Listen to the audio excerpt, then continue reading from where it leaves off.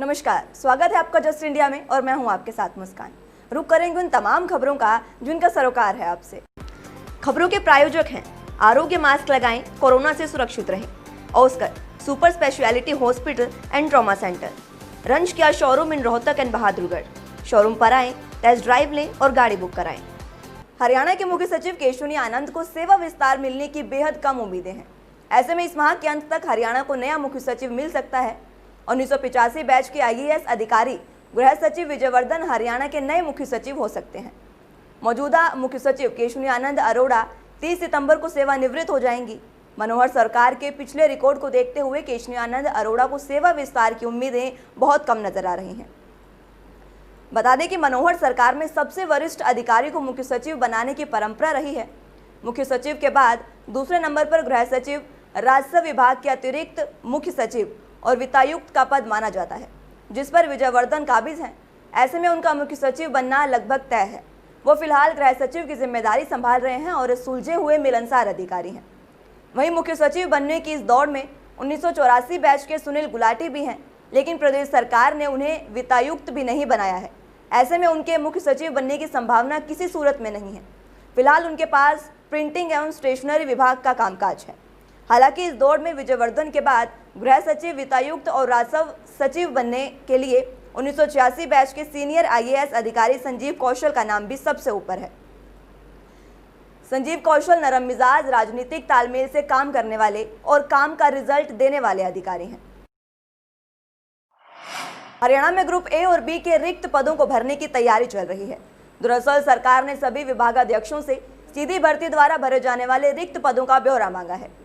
शुक्रवार को सामान्य प्रशासन विभाग के प्रधान सचिव की अगुवाई में बुलाई गई बैठक में सभी विभागों में प्रथम और द्वितीय श्रेणी के रिक्त पदों पर चर्चा होगी, जिसके बाद शीघ्र भर्तियों के बारे में फैसला लिया जाएगा।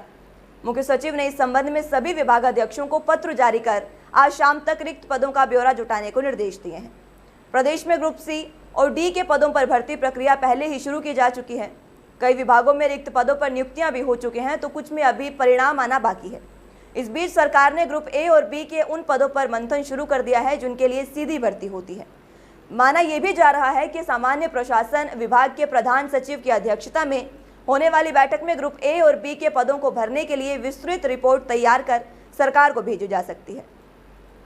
वहीं दूसरी ओर 1.5 साल से नौकरी का इंतजार कर रहे ग्रुप D की वेटिंग लिस्ट में शामिल 1698 युवाओं की बेचैनी बढ़ती जा रही है। वेटिंग लिस्ट में शामिल जिन 2949 युवाओं को नौकरी मिल गई है, उनमें से कई युवा अपने महकमे और कोडर बदलने के लिए सरकार पर दबाव बनाए हुए हैं। पिछले दिनों मुख्यमंत्री के प्रधान सचिव राजेश खुल्लर से पवन मौर की अगुवाई में मिले वेटिंग लिस्ट में शामिल युवाओं ने मांग की है कि वेटिंग लिस्ट में शामिल सभी युवाओं को नौकरी मिलने तक किसी का महकमा ना बदला जाए। कोरोना महामारी में सब कुछ रुका रुका सा है, जिसके चलते परीक्षाएं भी पूरी तरह से ठप हो गई थी। लेकिन अब हरियाणा विद्यालय शिक्षा बोर्ड ने रीअपियर, ओपन और JBT परीक्षा की तैयारियां कर ली हैं। 22 सितंबर से प्रदेश में परीक्षाएं कराने के लिए बोर्ड ने सरकार से इजाजत मांगी है। हालांकि सरकार की ओर से अभी कोई जवाब नहीं मिला है। वहीं बड़ी कक्षाओं के भी अंतिम वर्ष की अभी परीक्षाएं चल रही हैं। दरअसल प्रदेश में 24 मार्च से लॉकडाउन के कारण परीक्षाओं को रोक दिया गया था। बोर्ड ने फिर 10वीं और 12वीं का परीक्षा परिणाम भी घोषित किया था, जिसमें कई बच्चों की रीअपियर भी आई थी। अब दोबारा परीक्षा देने के लिए लेट फीस के साथ कंफर्म भरे जा रहे हैं। सभी ओपन की परीक्षाएं भी बोर्ड की तरफ से कराई जा रही हैं। साथ ही बोर्ड ने JBT की अंतिम वर्ष की परीक्षाएं कराने का भी निर्णय लिया है। आमतौर पर ये परीक्षाएं जुलाई-अगस्त में होती हैं। बोर्ड की तरफ से सेकेंडरी और सीनियर सेकेंडरी की परीक्षा में परीक्षा देने के लिए लेट फीस के साथ फॉर्म भरे जा रहे हैं। आंकड़ों पर नजर डालें तो रीअपियर, ओपन और JBT के मिलाकर करीब 1.5 लाख परीक्षार्थी परीक्षा देंगे। इसमें करीब 17,000 परीक्षार्थी JBT के हैं। बोर्ड की ओर से 3 सितंबर तक सेकेंडरी और सीनियर सेकेंडरी के लिए फार्म भरने की अंतिम तिथि थी, यानी आज ये फार्म भरने की अंतिम तिथि है। वहीं दूसरी ओर हरियाणा सरकार से परीक्षा लेने का जवाब मिलने के बाद बोर्ड की तरफ से तैयारी शुरू कर दी जाएगी। कोरोना के लिए सरकार की तरफ से गाइडलाइन का इंतजार है। स्कूलों में बिना मास्क के परीक्षा में एंट्री नहीं करने के साथ कक्षाओं को सैनिटाइज करने और सैनिटाइजर के प्रयोग के बाद ही परीक्षा में जाने देने जैसी नियम तय किए जाएंगे। भारत में गुरुवार सुबह जारी कोरोना वायरस के आंकड़ों ने अभी तक के सारे रिकॉर्ड ध्वस्त कर दिए हैं। पिछले 24 घंटों में कोरोना वायरस के रिकॉर्ड 83,883 नए मामले दर्ज किए गए हैं। जो एक दिन के लिहाज से अभी तक का सबसे बड़ा आंकड़ा है। इसी के साथ कुल कोरोना संक्रमितों की संख्या 38,53,407 हो गई है, जिसमें से करीब 8.15 लाख केस अभी भी एक्टिव हैं। वहीं प्रदेश में भी लगातार दूसरे दिन कोरोना ने सारे रिकॉर्ड तोड़ दिए हैं। एक और जहां बुधवार को एनएसजी के 18 कमांडो समेत 1800 नए कोरोना मरीज मिले हैं, तो वहीं पंचकुला में सबसे ज्यादा 216 केस सामने आए। हिसार से 104 नए केस मिले और 2 मरीजों की मौत हो गई है। वहीं पानीपत में 112 केस, जींद में एक पुलिसकर्मी सहित 19 केस और यमुनानगर में 52 केस मिले हैं, जिसके बाद अब संक्रमितों की संख्या 59,275 हो गई है। 24 घंटे में 11 जिलों में 16 मरीजों की मौत हो गई है, जिनमें करनाल और कुरुक्षेत्र में से सबसे ज्यादा 3-3, हरियाणा में 2, अंबाला, यमुनानगर, पानीपत, जींद, रोहतक, रेवाड़ी, महेंद्रगढ़, सिरसा और फरीदाबाद में एक एक मरीज की मौत हो गई है। तो वहीं विधायक कृष्ण मिड्डा की तबीयत बिगड़ने के चलते उन्हें मेदांता में भर्ती करवाया गया और विनेश फोगाट ने कोरोना से जंग जीत ली है। किसानों द्वारा बिजली विभाग के अधिकारियों द्वारा परेशान करने की शिकायत पर विधायक स्वयं रात्रि के समय गांव तलवाड़ पहुंचे और लोगों की समस्याएं सुनी। इस दौरान मामले की जानकारी लेने के बाद विधायक देवेंद्र सिंह बबली ने निगम के एक्सीएन, एसडीओ और जेई को मौके पर बुलाकर उक्त किसान का निगम द्वारा भेजा गया 40 किलोवाट का बिल दिखाया और लोड के नाम पर परेशान करने की बात पाकर निगम के एसडीएम को फोन किया गया और समस्या के बारे में जानकारी दी। इस दौरान विधायक ने अधिकारियों पर लोड के नाम पर परेशान करने की भी बात कही और कार्रवाई के लिए भी कहा, जिसके बाद विधायक स्वयं खेत में आए। उन्होंने बताया कि मामले को लेकर निगम के उच्च अधिकारियों से बात की गई है। विभाग के कुछ जेई और अधिकारी भ्रष्टाचार फैला रहे हैं, जिससे सहन नहीं किया जा सकता। उन्होंने कहा कि हरियाणा में निगम में अनेक खामियां हैं, जिसे दूर किया जाना चाहिए। इतना ही नहीं, विधायक ने यह भी कहा कि लोड के नाम पर किसानों को परेशान किया जाना बहुत दुखदायी है, क्योंकि किसान देश का अन्नदाता है। विधायक ने कहा कि निगम के एक्सीएन रणबीर सिंह मौके पर आए हैं, जिन्होंने जांच की बात कही है। मैं सारे विभाग के अधिकारियों तो करप्ट और भ्रष्ट नहीं कहूँगा। कुछ अधिकारी अभी हमारे जो एक्सीएन आए या चीफ साहब भी पिछले दिनों आए थे, एससी साहब से भी मेरी बातें हुई, ऊपर मैं कपूर साहब से भी मिला, मंत्री जी से भी मेरी आज भी बात हुई है, पहले भी रेगुलर मेरी बात होती रहती है। सुझाव मांगते हैं, हम अपनी तरफ से जितनी हमारी नॉलेज है उनको सुझाव देने का काम करते हैं। लेकिन हमारे जो बिजली विभाग हरियाणा का है, उसमें कहीं ना कहीं अभी बहुत खामियां हैं, जिसकी वजह से कुछ भ्रष्ट और करप्ट अधिकारी उन लूप्स को आड़े करके यहाँ सीधे साधे जमींदार किसानों को और गरीब लोगों को, मजदूरों को परेशान करने का काम करते हैं।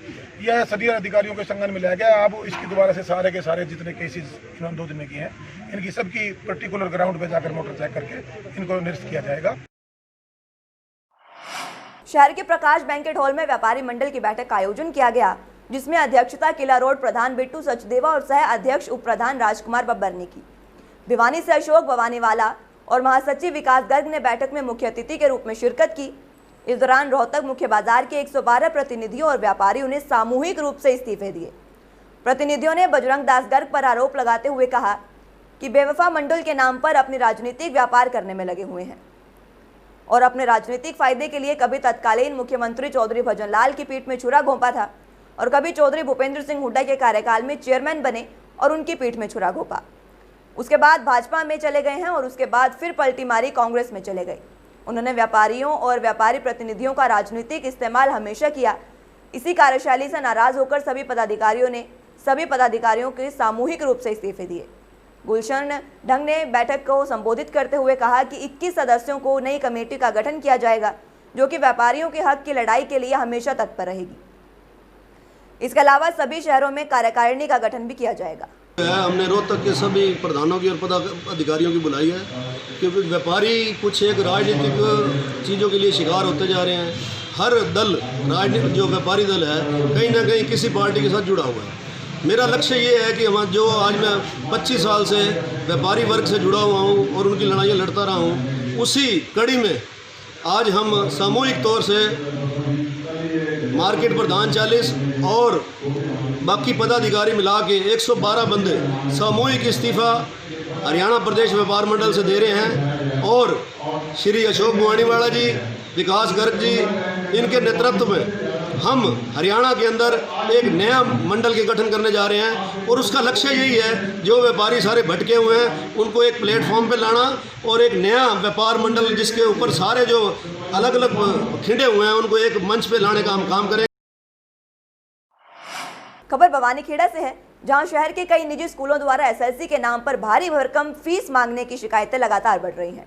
आए दिन खंड शिक्षा अधिकारी के आगे अभिभावक शिकायत लेकर पहुंच रहे हैं। आज भी भवानीखेड़ा के एक निजी स्कूल में दर्जनों अभिभावक अपने बच्चों के साथ एसएलसी लेने स्कूल पहुंचे, जिस पर परिजनों का आरोप है कि स्कूल संचालकों द्वारा एसएलसी बदलने के नाम पर भारी भरकम फीस मांगी जा रही है। स्कूल संचालक कोरोना काल को समय की पूरी फीस की मांग कर रहे हैं, जबकि उन्होंने अपने बच्चों का दाखिला अगली कक्षा में करवाया ही नहीं। वे अपने बच्चों का दाखिला दूसरे स्कूल में करवाना चाहते हैं। इस दौरान अभिभावकों ने स्कूल की प्राइमरी विंग की इंचार्ज पर बदतमीजी करने का भी आरोप लगाया।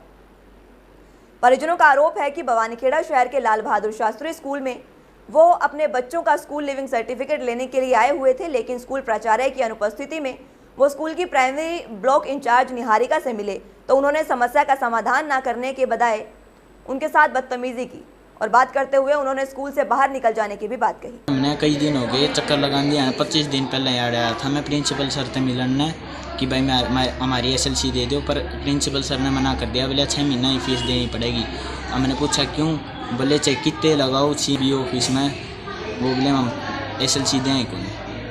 फीस की डिमांड करी जा रही है जी 6-7 महीना ही। बोले 6 महीना ही जो भी फीस बना है वह फीस दो और फिर लेके जाओ एसएलसी।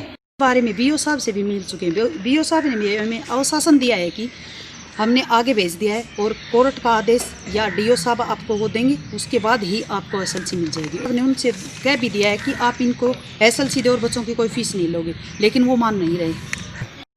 ये जो कुछ प्राइवेट स्कूल जो हैं वो एसएलसी नहीं दे रहे और वो इशू ये है कि स्कूल्स कह रहे हैं कि पूरी हमें फीस चाहिए, पेरेंट्स कह रहे हैं फीस नहीं, हमें बच्चा और कहीं पढ़ा रहे हैं इसलिए हम फीस नहीं देंगे। इसमें प्रक्रिया ये है कि जिनकी कंप्लेंट आई थी सीएम विंडो के प्लेटफॉर्म के थ्रू, उनकी रिपोर्ट हमने सबमिट कर दी है डीओ। बीते कुछ महीनों से देश में पेट्रोल और डीजल की कीमतें बेहिसाब बढ़ रही हैं, लेकिन अब लंबे समय के बाद गुरुवार को डीजल के भाव में राहत मिली है। देश की राजधानी दिल्ली में डीजल की कीमत प्रति लीटर 16 पैसे कम हो गई है। वहीं पेट्रोल के भाव में कोई बदलाव नहीं हुआ। आपको बता दें कि डीजल की कीमतों में बीते 32 दिनों से कोई फेरबदल नहीं हुआ था। वहीं अगर पेट्रोल की बात करें तो बीते 17 दिनों में 1.65 रुपये महंगा हुआ है। सरकारी तेल कंपनियों ने आखिरी बार मंगलवार को दिल्ली में पेट्रोल की कीमत में 5 पैसे प्रति लीटर की बढ़ोतरी की थी। इंडियन ऑयल की वेबसाइट के मुताबिक गुरुवार को दिल्ली, कोलकाता, मुंबई और चेन्नई में पेट्रोल की कीमतें क्रमशः 82.08 रुपये, 83.57 रुपये, 88.73 रुपये और 85.05 रुपये प्रति लीटर रही। चारों महानगरों में कटौती के बाद डीजल की नई कीमतें क्रमशः 73.40 रुपये, 76.90 रुपये, 69.94 रुपये और 78.71 रुपये प्रति लीटर हो गई है। कच्चे तेल की बात करें तो बीते कुछ दिनों से तेजी है। कच्चे तेल की कीमतें 5 महीने की ऊंचाई के सबसे करीब आ चुकी हैं। अंतर्राष्ट्रीय बाजार में कच्चे तेल का दाम बढ़ने से आने में भारत में पेट्रोल और डीजल के दाम बढ़ सकते हैं। खबरों के प्रायोजक थे Pramod trading company, tiles, sanitary ware, Ghanipura, Jhajjar road, Rohtak. Asian colour coated Ispat limited. Be Fast Fit, India's fastest growing fitness chain, now at Rohtak D Park. Corona महामारी से लड़ने के लिए आरोग्य मास्क लाया है आपके लिए सबसे आधुनिक मास्क। इसके साथ ही आपको मिलेगी आधुनिक पीपीई किट, वो भी बहुत ही सस्ते रेट पर। contact@arogyamask.com पर जाएं और हमसे संपर्क करें या फिर www.arogyamask.com से जुड़ें। इसके साथ ही आप हमें कॉल कर सकते हैं। हमारा पता है Anand international, plot number 181, sector 25, Panipat, Haryana.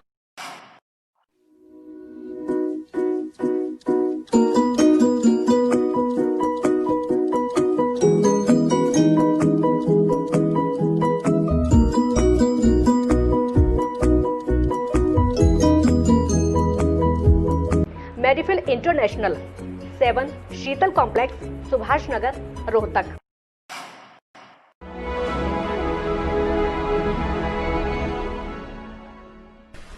चाचा, आपने नया घर बनवाया है तो घर की छत पर कौन सी शीट लगवाई है? बेटा, मैंने अपने घर की छत पर एशियन शीट लगवाई है, क्योंकि वो कभी न मिटने वाले ओरिजिनल निशान की चादरें हैं। साथ में ISI का चिन्ह, 5 साल की वारंटी के साथ साथ पैसों का सही मूल्य देने वाली वही इकलौती शीट्स हैं। क्योंकि नाम नहीं, पहचान जरूरी है। फिलहाल के लिए इतना ही। जुड़े रहिए जस्ट इंडिया के साथ। नमस्कार।